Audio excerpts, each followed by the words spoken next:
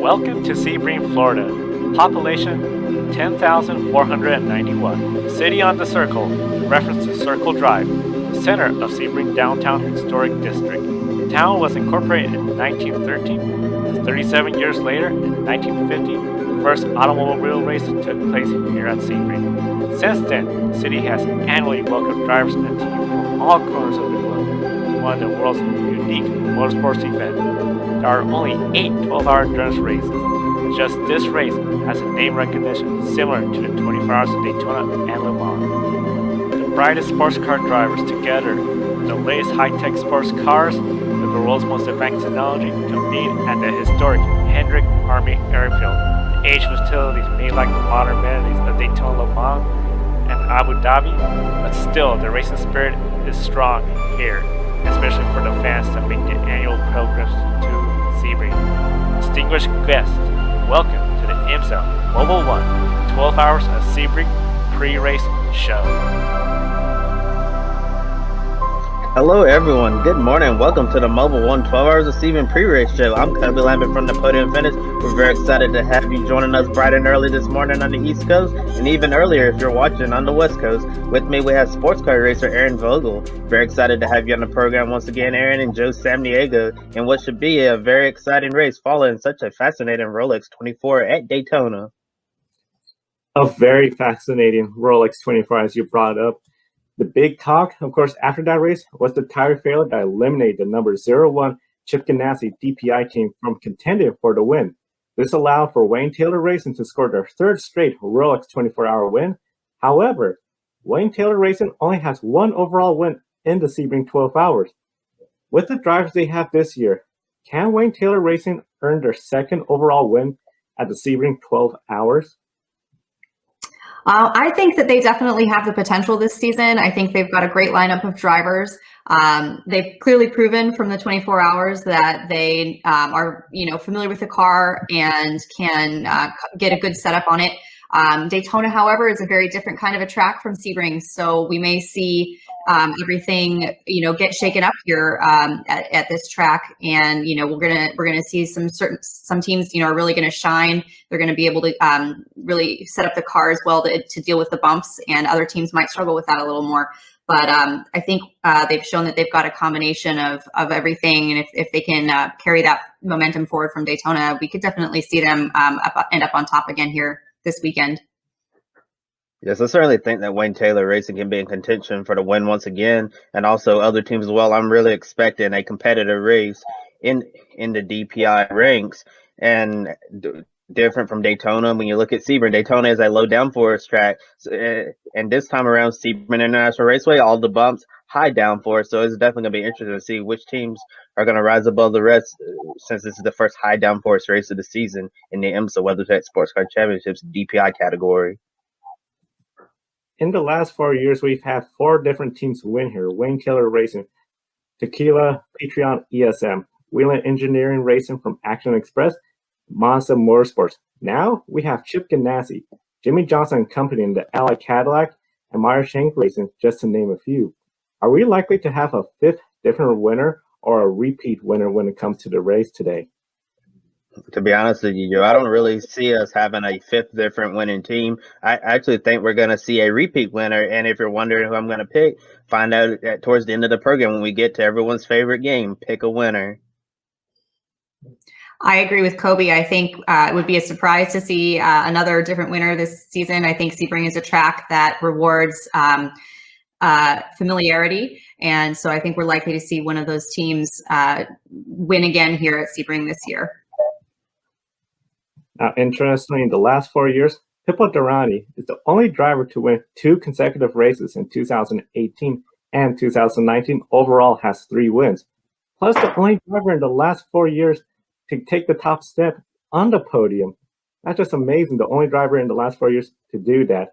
Is there something about Sebring, Erin, that makes the track challenging more for the cars, the drivers, or for both of them? I think it's a track that definitely brings out, drivers who have the ability to do all kinds of turns and corners and combinations. and drivers who are comfortable dealing with the bumps, that takes a bit of courage in some of the corners in the track. And so I think it definitely, I think it rewards drivers who are comfortable in many situations and scenarios. I think it also rewards engineers who are comfortable setting up the car around those limitations. There's combination turns that are tight and short. There's big wide open turns, as you mentioned, that use a lot of downforce. And then of course, you mentioned already, the bump just throws a curveball into all of that, where you need to have the car soft enough to deal with the bumps, also stiff enough to keep the aero platform in good shape. Bringing up a lot of good points, Erin. Now, of course, the track is very challenging. Kobe, can you tell us how challenging is this track?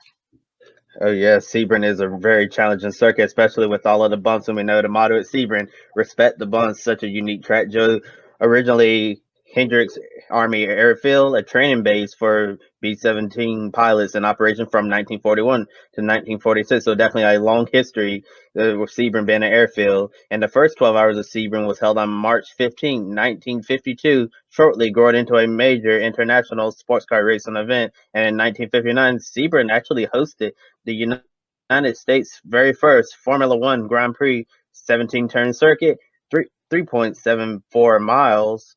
Erin, take us a lap around Sebring International Raceway. Okay, so here we are coming down the back straight. This is turn 17. This is the last turn before we come onto the start-finish straight. It's one of the bumpiest sections of the track. As you can see, the car being jostled around. And then once you get out of the straight, the bumps smooth out a little bit. You're just sliding down track, looking through turn 1, which is fairly blind, also a bit bumpy. You want to come in apex as close to that wall as you can get, and be on throttle really early to track out there. This is turn 2, coming into turn 3 braking zone. This is just a section that requires a lot of patience. We've got 3 connected turns here. The grip is super low here in turn 5, so you just have to be very, very careful with the throttle. Once you get into 6, it's a little better. There's actually a patch in there now, which you don't see in this video, which helps a bit with the grip. This straight, we're coming down into turn 7. It's another turn that requires a lot of patience. It's a hard braking zone, extremely bumpy. Really important to get the car set up well here in terms of the engineering setup side. Through here, we're 8 and 9, just kind of wide open throttle, managing the bumps, managing the throttle.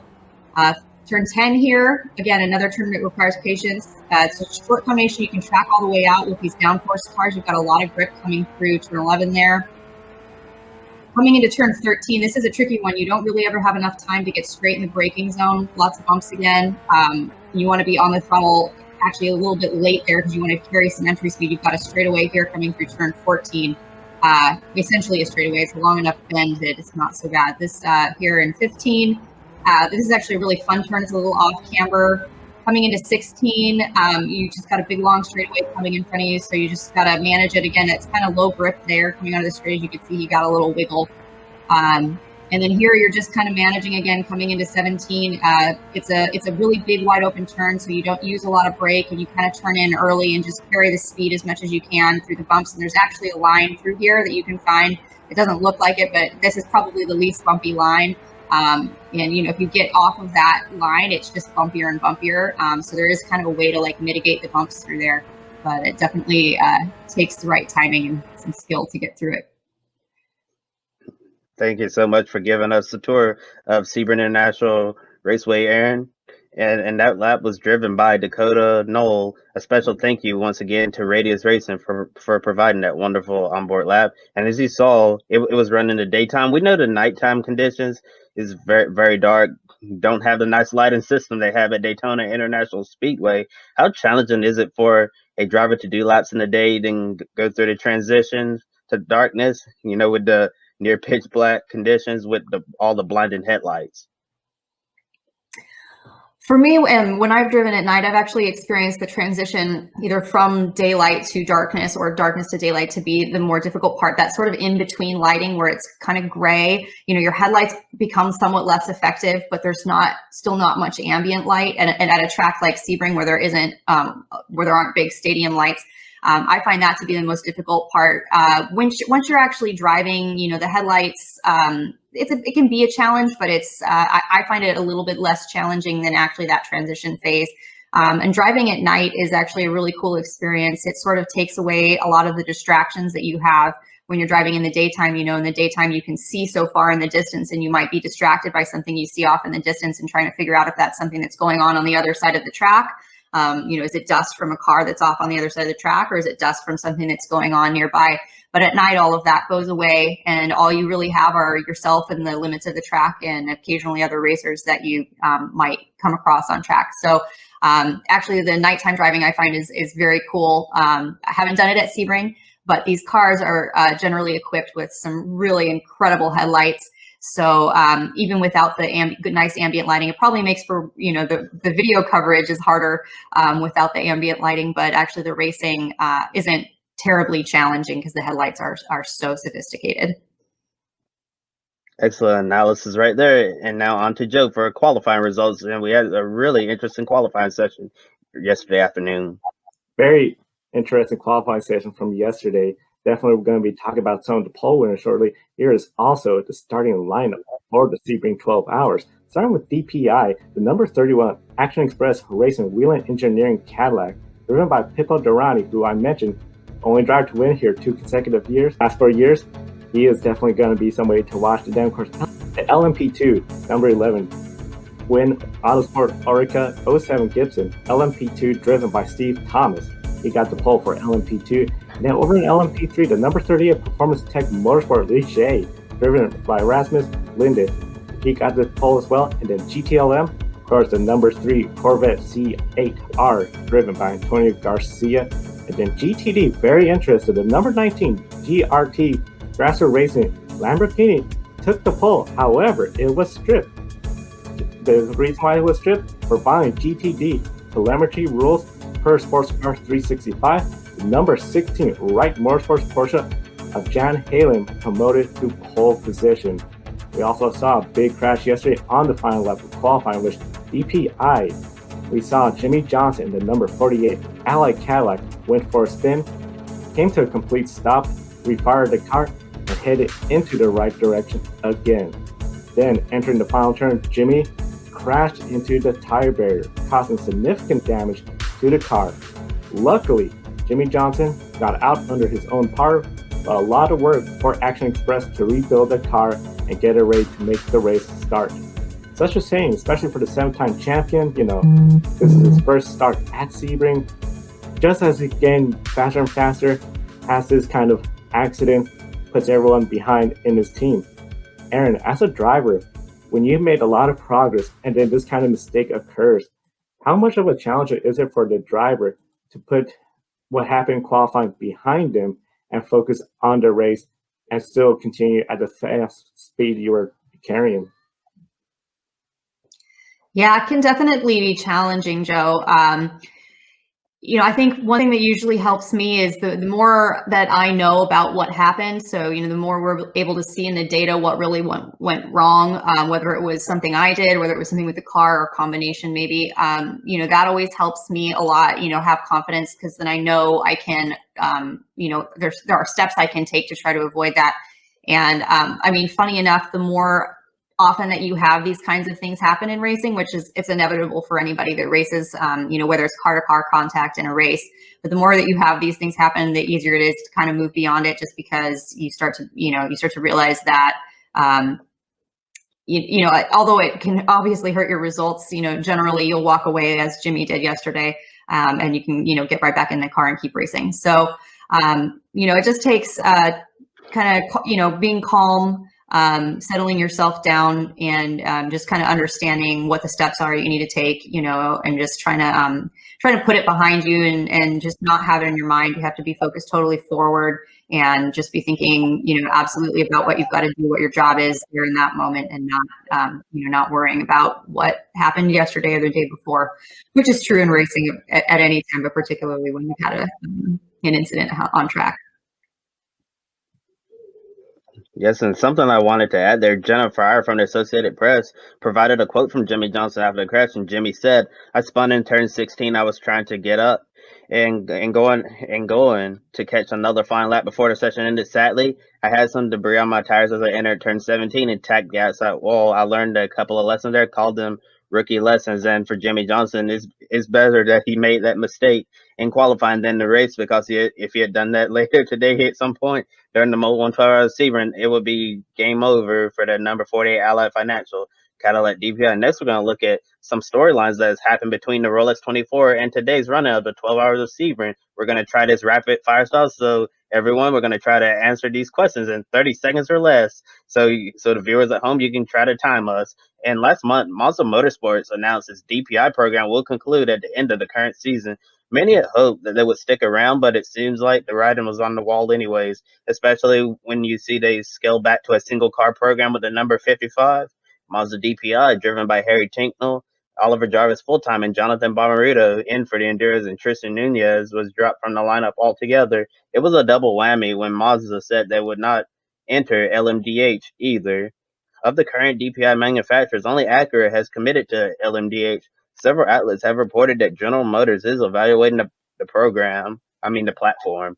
If given the green light, we don't know if they'll choose to stick with Cadillac or go with a Corvette prototype, kind of like we saw with the Corvette Daytona prototype in the previous era. With Mazda Motorsports officially knowing this is it, how does the DPI exit change their approach for the rest of the season? I don't know that it makes that much difference. I think any team at any time wants to win. That's always the ultimate goal. It's always great to go out with a bang, and I don't think it should change their motivation to get through this season. It's a shame to see a program that's been very successful, winding down, but I think if they could have another great season, it would be a great way to end and give them some momentum into whatever their next projects may be once we finally learn what that might be. When it comes to Mazda Motorsports and exiting essentially DPI, for the rest of the year, definitely going out there trying to get wins, because that just looked really good for saying, hey, while we were here in DPI, we had all these wins. Be a tough break for seeing them leave, but I think definitely is something where it is more motivating. And then, of course, if you're part of that program, you may want to look at other opportunities. So that's what I'm thinking about when it comes to Mazda Motorsport and for the rest of the season. Yeah, and we all know Mazda Motorsports will definitely want to go out on top as champions or try to click off as many wins as they possibly can. And Mazda in general has been a really good feel-good story, because remember when they entered the prototype ranks in 2014 with the Skyactiv diesel, they were one of the slowest in the field, even slower than the GT cars, and they worked their way up through the field. And then eventually ditched the diesel operation, went to a normally aspirated engine, and Mazda eventually became race winners and won the crown jewel Mobil 112 hours of Sebring last year. So definitely a wonderful feel-good story at Mazda, and going out on top will just make it even sweeter as they move on with the next stages of whatever's next for the manufacturer. 7-time NASCAR Cup Series champion Jimmy Johnson, that we talked about him a little bit a while ago, added the 3 final IMSA endurance races to his 2021 schedule. A deal was struck to keep the number 48 Allied Financial Cadillac DPI fielded by Action Express Racing. On the track for today's race, the Salem 6 Hours of the Glen in the summer and Motul Petit Le Mans in November. Jimmy's fellow IndyCar rival Simon Pagenaud and standout driver Kamui Kobayashi will join him. We already know Jimmy's running all of the road and street courses in IndyCar. What are the benefits of him competing in these remaining Enduros? I know Jimmy said that this is the closest that he's going to get to driving an IndyCar, but not an IndyCar.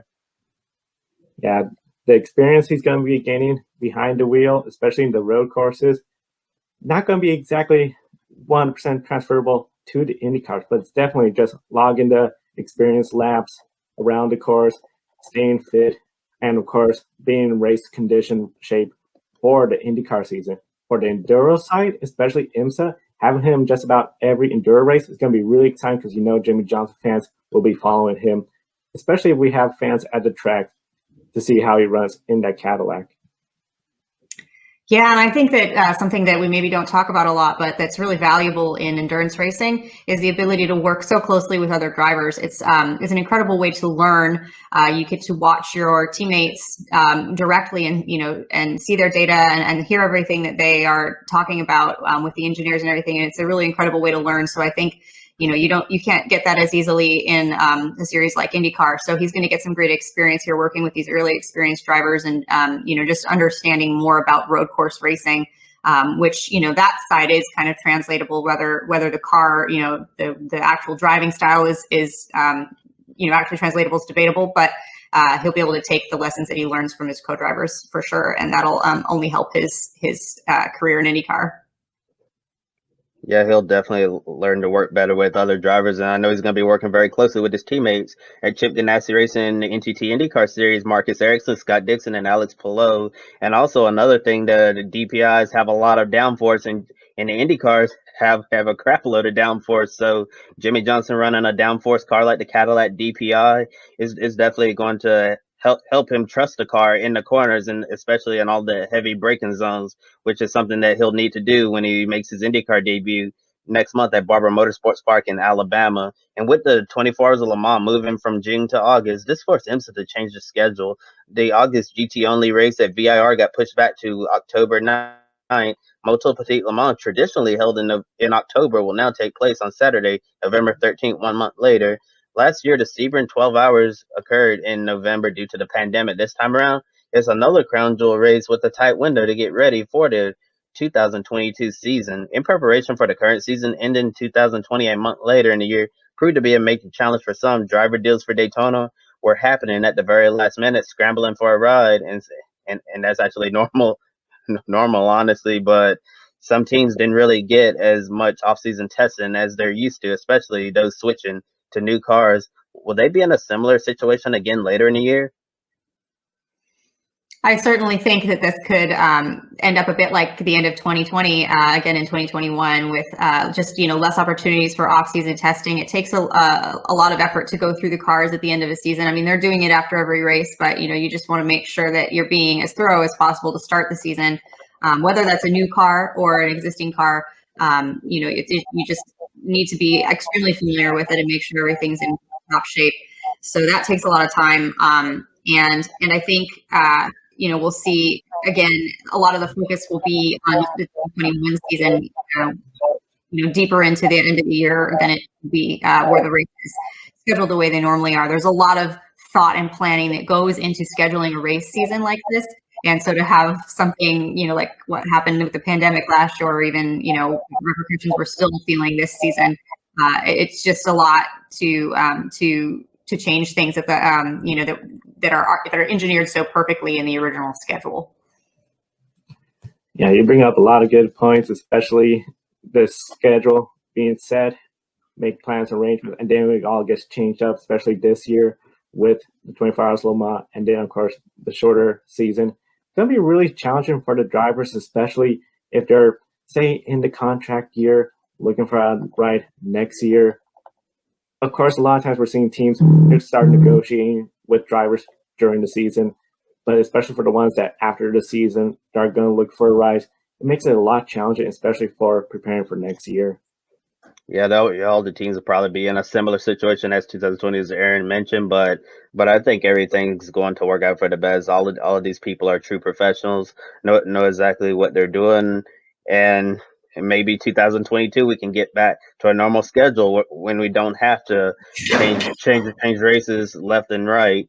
And Wheeling engineer and racing driver Pippo Durrani posted a video on social media receiving the COVID-19 vaccine, a driver using himself as an example for others on his platform to convince others to get vaccinated. Recently, Formula One drivers Sergio Perez and Carlos Sainz accepted the vaccine in Bahrain. If others decide to get vaccinated, should those drivers do something similar as Pippo by posting a video? And how far will that go to convince fans that the pros outweigh the cons?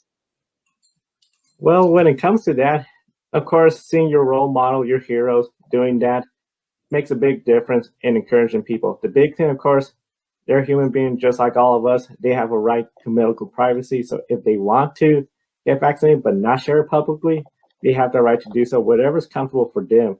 But definitely taking that additional step of making it public, it's just really good benefit for everyone. But of course, it's if they're comfortable with making that decision. I agree, Joe. I think, a lot of people aren't comfortable sharing those sorts of decisions, but I think it's also valuable to have, people sharing what their choices are, just so that the general public can see, kind of the way things are leaning one way or the other, and just gives everybody more fodder for their own decision making. And I think that's valuable. Yeah, I totally agree with everything both of you said. Everyone's entitled to that privacy of not sharing your personal business like that, and I don't think we should shame anyone who decides to get the vaccine, not share it, or if they don't want to comment on it, then that's certainly their right. But I think what Pippo did can certainly be helpful, especially for some of his fans who might be undecided about taking the vaccine, and if they see Pippo Durrani, a driver who they respect greatly, taking this vaccine, they might decide to take it for themselves. I understand some might be afraid of alienating some of their fans because they might not, agree with the vaccine or whatever, and that's definitely everyone's personal opinion whether or not you support that or not. But I definitely think that Pippo doing this was a really good move on his part, and it can only help. I don't really see how it can harm him at all by sharing that. And while not at Sebring this weekend, Risi Competizione will race in the 24 Hours of Le Mans once again later in the year. When the entry list came out, many expected to see them campaign their usual Ferrari 488 in the GTE Pro class. However, in a shocking turn of events, Risi is planning to run an LMP2 car. This is really interesting to me, especially after Ferrari announced they feature LMH prototype program that's going to go for the overall win at Le Mans in several years. Could this potentially be a way for Risi to get experience with the prototypes before fielding a Ferrari Le Mans hypercar in the future? Yeah, I think this could be a great lead in for them. It's going to be a similar enough platform that the team can get experience running that type of a car, and drivers potentially can get experience. It's always hard to say. There's so much that goes on behind the scenes that we aren't always privy to. That it's hard to say what their thinking is exactly, but it certainly doesn't hurt to have experience in this type of car if that's their future plan. Yeah, getting that experience, that really helps out. And then, of course, just having that experience as well for the drivers, that's a big benefit to have, especially in sports car racing where we see the changes. And of course, they get a new driver, a new teammate that's going to be brand new. They can feed that information to that rookie. Yeah, I definitely think that this could be a smart move for Risi to run in the LMP2 category, especially with that Ferrari Le Mans hypercar program coming online in a couple of years. Yeah, and as far as I know, Reese's been really good in his select starts in recent years. It's been a while since we've seen them race full time. And like everybody else, I expected them to be in GTE Pro, and there would be a lot of opportunities for them to win that class, especially with a lower car count than we've seen in recent years. As it seems like the category is completely falling apart. It's falling apart in IMSA. We haven't heard what's going to happen with the FIA World Endurance Championship and LMP2, large field, very competitive, going to be harder to win. But if their end goal is to field a Ferrari to go for the overall win at Le Mans someday, then definitely going into LMP2 is the right move. Bradley Brownell from Jalopnik wrote an opinion piece saying that it's probably time to repave Sebring International Raceway. This perspective was met with significant backlash from fans everywhere. Brownell asked the readers if 12 hours of racing is enough, regardless of the track's bumpy surface, and questioning modern sports cars and drivers taking such a beating from the track. Based on my takeaways from his piece, he seems very critical of every aspect that makes Sebring so special in many eyes. Sebring International Raceway's motto, as I mentioned earlier, is respect the bumps.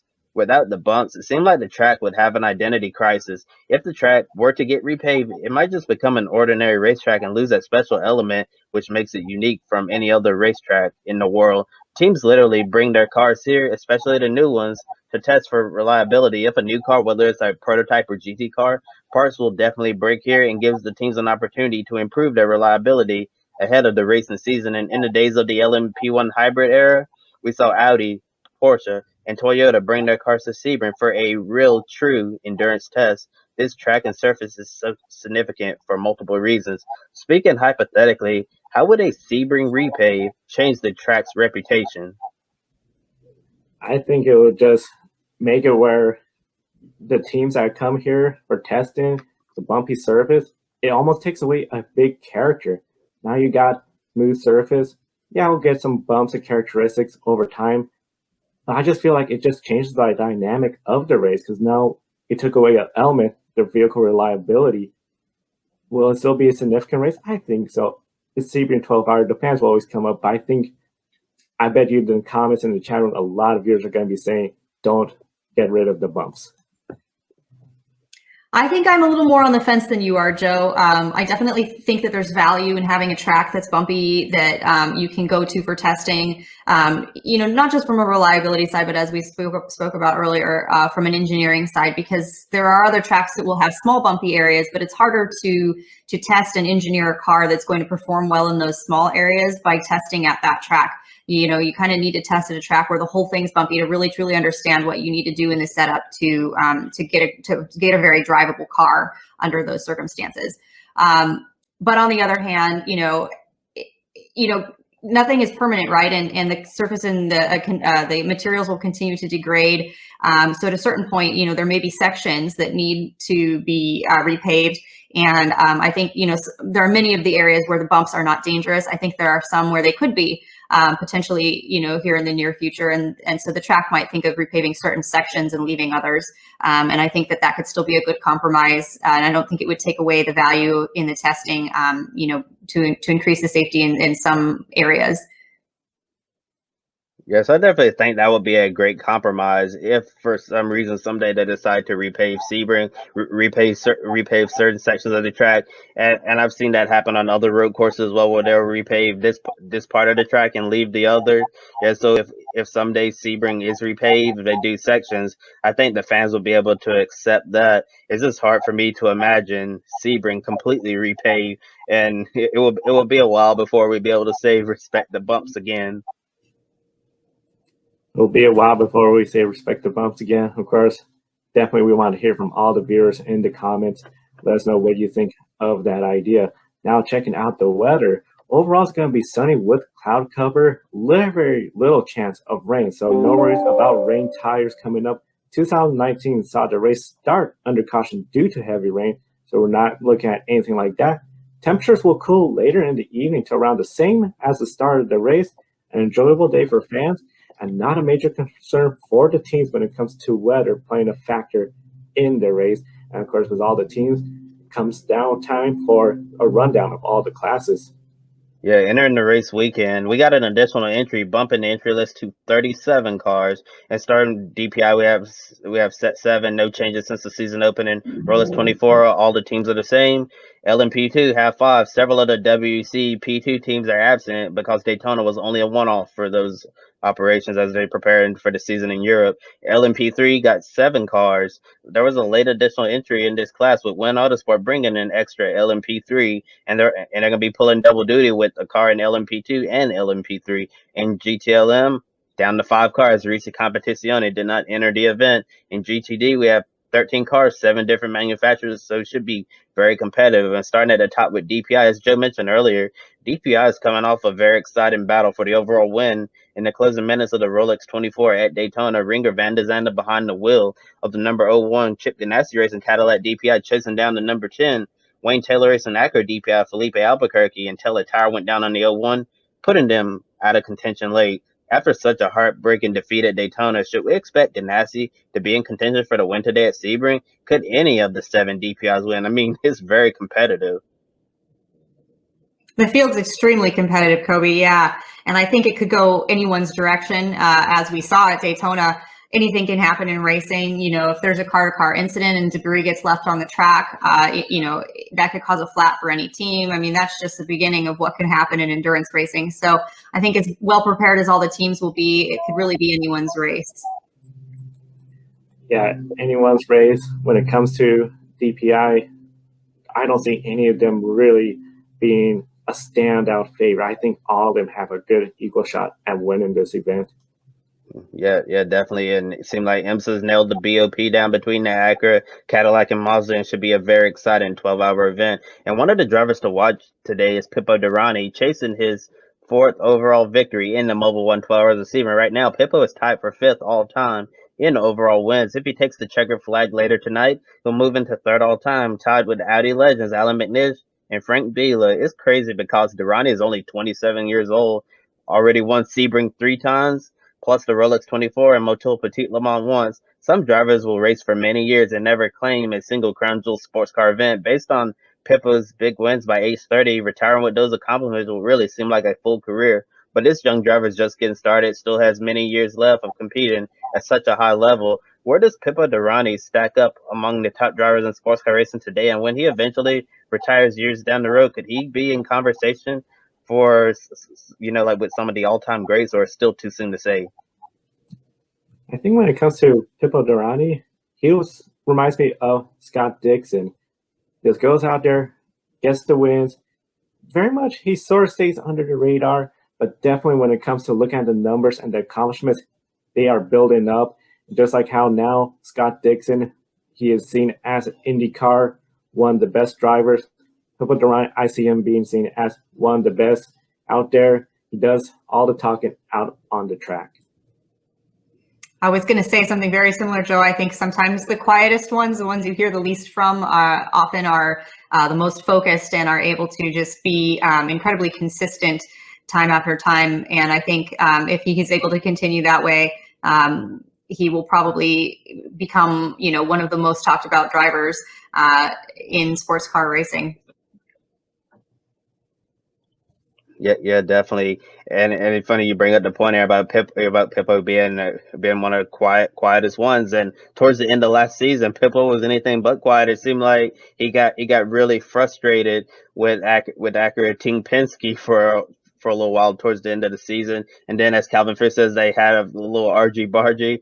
And the season 2020 probably ended at the best possible time for Pippo Durrani, because it looked like he really needed some time away from racing, because he was like, his temper, it was getting like really bad between him and the Acura Team Penske driver, especially with their little running on track at Petit Le Mans. So yeah, Pippo put it on the pole at Sebring, and I'm sure he's refocused and he's going to be ready to go. And now looking at LMP2, we have 5 cars from 5 different teams, all Orcas, no Ligier de Lara on the grid this time around. Tower Motorsport, Win Autosport, Aero Motorsport, PR1 Matheson Motorsports, and a new addition to the grid, well known in Europe, returning to IMSA competition, United Autosports. Some of the teams who only ran Daytona as a one-off and not racing today: High Class Racing, Racing Team Netherlands, Citalar Racing, Rick Ware Racing Eurasia, and Dragon Speed. Going back to United Autosports, the team confirmed to John DeGeese from Sportscar 365 that they would run the 3 remaining rounds: Sebring, Watkins Glen, and Road Atlanta, Indy, IMSA, Michelin Endurance Cup. Additionally, they might enter an additional Ligier LMP3 car in the final 2 Enduros. Richard Dean told the Geese that United Autosports would love to run the full season in IMSA next year in either LMP2 or LMP3. Today, they're fielding the number 22 Orica LMP2 driven by James McGuire, Wayne Boyd, and Guy Smith, a name familiar to fans of the American Le Mans Series. The team has won the LMP2 class at Le Mans, the LMP2 championships in the FIA World Endurance Championship, European Le Mans Series, and Asian Le Mans Series. The only thing missing is an IMSA LMP2 title to complete the World Suite. Will the other LMP2 teams in today's race have to be on their A game in order to defeat such a talented organization from top to bottom? Yeah, I certainly think that anytime you're up against a team like that that's got such a long history and especially at so many different circuits and in so many different series, I think you definitely have a lot of work cut out for you to compete with a team that's had that kind of success.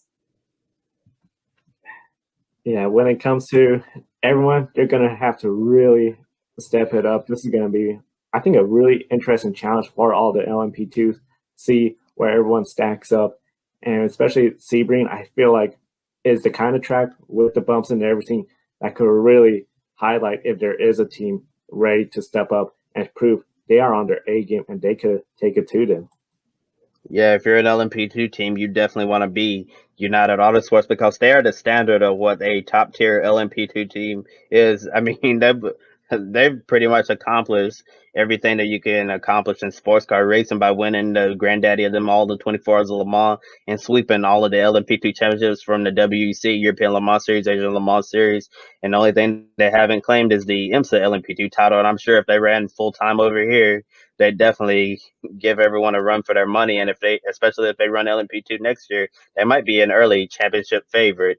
And now looking at LMP3, 7 cars, 16, 47 Motorsport, Sean Creech Motorsport, Performance Tech, Core Autosport, Riley, and a late entry from Win Autosport, the class is definitely wide open and anybody can win. At the Rolex 24, a lot of people expected the LMP3 cars to get in the way and cause a lot of incidents like we saw with the former Prototype Challenge class. Also, many had questions about the reliability of LMP3 because these cars had never raced for 24 straight hours before. Some speculated the possibility of all the cars not seeing the checkered flag. Fortunately, none of those concerns came true, and everything went well for the class new to the WeatherTech Sports Car Championship in 2021. However, Sebring is a completely different story, as a lot of people already know Sebring, as we've stated, extremely bumpy track, bumpy surface. Perfect place to test your car's reliability. If something goes wrong with the car, you'll definitely know if you race here. There's been dissent about Sebring not being the longest endurance race, but certainly one of the toughest to win. How tough will today's race be for the LMP3 cars? Will it truly test reliability, or is everything going to be all decent like Daytona? I think it's going to be a big reliability test for the LMP3 cars. The bumps there, the track is very different. Where Daytona, I feel, especially with those sweeping corners, that's where you could really, open up and then, have some good runs. Sebring, you're turning just about everywhere. I know when Erin narrated the laps, some really quick turns, more bumps. The driver has to really just be on the A game. And I think it's going to be really interesting to see how everybody does with LMP3. I agree. I think it could be another surprise for us, like Daytona was, that everybody got through easily and cleanly. I think it could go either direction, or we might see some attrition, and we might see some cars fare fairly well. So I think it will be very interesting to see them race here for 12 hours for the first time. I'm sure a lot of them have been trying to test and just make sure everything is in terms of maintenance on the car is in absolutely tip-top shape. So it'll be fun to watch. I'm enjoying the class. I'm interested to see them race here at Sebring. Yes, it's definitely going to be fun to watch the LMP3 cars throughout the race. And looking at GTLM, it's the final year of the category before it's going to get discontinued in favor of GTD Pro. We have 5 cars, 2 Corvettes, and you might have noticed a different livery on the number 3 Corvette C8R. No traditional yellow. 2 BMWs from Team RLL only running the endurance races this year in a scaled-back program. Then the WeatherTech Racing Porsche fielded by European team Proton competition. Driver Cooper McNeil has 2 new teammates this weekend in the WeatherTech Porsche, Matthew Jaminet and Matt Campbell. Risi Competizione, as I mentioned earlier, not here, so we don't have a Ferrari, prancing horse. Looking at the future of GT racing, Laura Wontrop-Klauser, the new manager of General Motors Sports Car Racing Program, told John DeGeese from Sports Car 365 something that really caught my attention, that Corvette won't convert their C8R GTLM car into a GT3 car next year, with GT3 spec cars set to make up the GTD Pro and GTD AM classes next year. This latest development from Corvette is a little concerning. Klauser said GM is looking at making a modified version of their current GTLM car for 2022. We've seen this happen in the past with Team RLL when they campaigned a modified GT3 car and ran it in GTLM several years ago while waiting for the BMW M8 GTE to come online. Interestingly enough, Klauser also mentioned if they wouldn't be able to run the modified Corvette in IMSA, the FIA World Endurance Championship still had plans to run the GTE-based cars. And the thing that comes to my mind immediately, imagine losing the iconic Corvette racing team to the World Championship and potentially not racing in IMSA next year. So my question for you all, how significant is this development? Yeah, I'm saddened to see the GTLM class go away, and I would really hope that they do, that Corvette and GM do make it some effort to keep the Corvette in racing here in America. I mean, it seems synonymous with sports car racing here in America, and it would be very unusual not to have them in the field. I think with the class, the GTE class continuing in Europe, it would be nice to see those cars still running here, even if it is in the GT3 spec. I think it would give it some continuity, and I'm really hopeful that maybe Corvette or somehow we'll see them still continue to be on the grid in coming years. I would agree. Seeing Corvette leave and not be in IMSA just seems really odd. Really hopeful that GM, Chevrolet, they all do something so that way we do continue seeing Corvette in IMSA competition, because it would just, it's one of the most iconic cars in the United States. To not have that in sports car racing just seems really odd. Yeah, definitely. Corvette Racing is one of the stalwart teams in not just IMSA, but sports car racing in general. It would be really crazy not to see them in 2022 racing on the high banks of Daytona, 12 hours of Sebring, or all of the races. It would just be really wild not to see Corvette. So hopefully they'll get something figured out so they can remain in IMSA, and we'll see the Corvette racing team well into the future. And I know there's a lot of speculation about Corvette's future, especially with the GT racing landscape changing and GM evaluating a LMDH program with either Cadillac or Corvette. Don't know what's going to happen there, so definitely a lot of uncertainty. And we'll continue following the story throughout the year. And like I said, looking at the GTD class, we have 13 cars and 7 different manufacturers: Acura, Aston Martin, BMW, Lamborghini, Lexus, Mercedes, and Porsche. We don't have an Audi in the field this year, and surprisingly, no Scuderia Corsa Ferrari either. Between the GTLM and GTD classes, we don't have a single Ferrari in this year's run at the Mobil 112 Hours of Sebring. I can't remember the last major sports car race I've watched without a prancing horse, so definitely really crazy to me. Rolex 24 GTD class winning team Winwood Racing didn't enter their Mercedes AMG GT3 at Sebring. A little surprising in my opinion, because I thought they could have been in contention for the Michelin Endurance Cup. I thought a Rolex 24 win could change their 2021 program, but in reality, it seems like they already have their hands full announcing programs in DTM and GT World Challenge Europe since the Rolex 24. But there's definitely a lot of teams that are capable of winning at Sebring. Just to name several: Paul Miller Racing, FAF, Vassar Sullivan, GRT Grasser, Wright, and Turner. But there's one entry that I'll be watching very closely for sure. The number 88 Porsche 911 GT3R, fielded by Team Hardpoint EBM, an all-female lineup that will be running the full season with Catherine Legg and Christina Nielsen going for the overall championship. And Bia Figueiredo joins the team for Sebring, and IndyCar fans might know her as Anna Beatrice. How will this entry stack up against the rest of the teams that I mentioned? Very exciting to see this team form up. And then, of course, I know we talked about it. Daniel from Racers Girls Behind the Helmet sharing the news about Bistra coming back. So it's really exciting. I think there's going to be a lot to watch for with this team, and especially if they could get a race without any mechanical issues. They're definitely one of the teams to watch.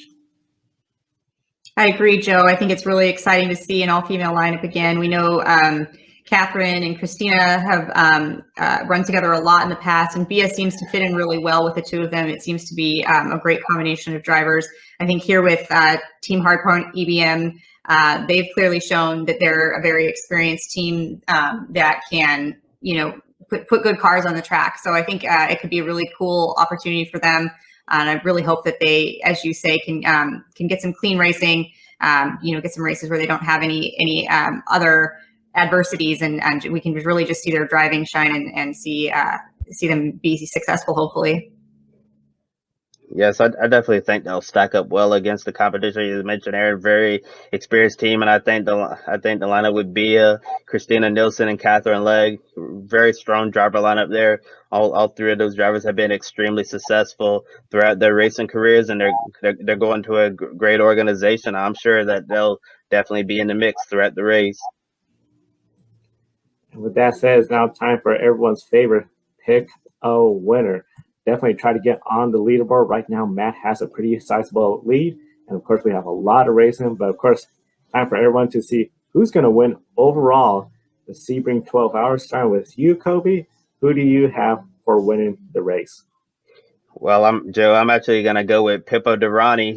Pippo Durrani is going to move into third all time on the Sebring win column, and the number 31 Action Express race in Wheeling Engineering Cadillac DPI with Durrani, Felipe Nazar, and Mike Conway. They're going to win this year's Mobil 112 Hours of Sebring. I'd really like to see Wayne Taylor Racing take a win here at Sebring to follow their Daytona win. And I really like their driver lineup. I think it's a great team. And, I enjoy following them. And I think it would be really great to see them be able to carry that momentum into another race. I'm going to go with the team that almost got the 24 hours, the 01 Chip Ganassi Racing. I think they're going to try to put everything behind from what happened in the Rolex 24, come out here and get a win. So we definitely encourage everyone, be sure to share who you think is going to win. And just a reminder for today's race, Saturday, 10 a.m. So it's going to be starting up shortly, right on the NBC Sports Network. 12 noon, it's going to switch over to Track Pass. So definitely, if you have Track Pass, be sure to follow it. And then at 7 p.m. up to the finish, we'll be back on NBC Sports. Very exciting day of racing today for the Sebring 12 hours. Definitely very excited. And we invite all viewers to like and subscribe to Grid Network on YouTube. We're here all season long with IMSA programming and motorsports news updates. Keep us on the air long term by supporting us on Patreon and joining Colin, who we greatly appreciate for his wonderful support. Get your furry family member goodies from Pablo's dog leashes, clothing, and accessories for dogs of all sizes. 10% of your purchase goes towards helping homeless, sick, and rescue dogs, a great cause that everyone at Grid Network supports. In a few hours, please check out the Grid Live pre-race show at noon Eastern for a special Grid Network Saturday doubleheader. So NASCAR's not the only ones having a doubleheader today. Yeah, everybody on the show will be previewing NASCAR and Supercars racing this weekend. Tomorrow we'll be on the air 90 minutes after the NASCAR Cup Series race at Atlanta Motor Speedway for the Grid Live wrap-up. And Erin, once again, thank you for being on our program. We truly appreciate you for continuing this partnership with Grid Network. Always enjoy chatting with you guys. You guys put on a great show. Thank you for having me. Thank you. And we invite all our viewers to follow Grid Network on our other platforms as well, from Twitter, Facebook, Instagram, Twitch, and TikTok, which I'm really starting to enjoy. For Joe Samaniego, sports car racer Erin Vogel, I'm Lambeth from the Podium Finish. Have a wonderful day and enjoy the Mobil 1 12 Hours of Sebring.